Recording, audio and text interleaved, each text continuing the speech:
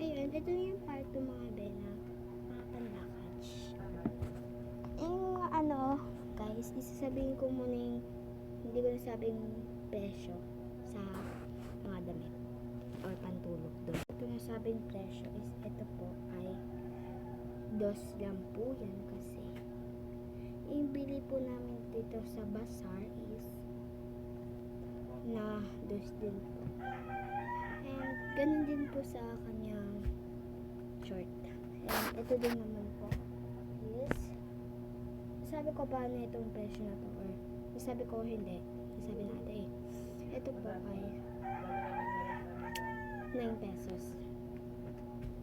And ito po is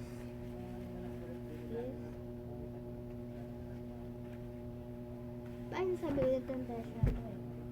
Ito lang hindi. Ito po ay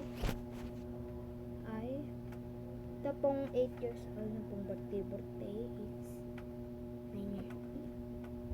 9 pesos. Okay.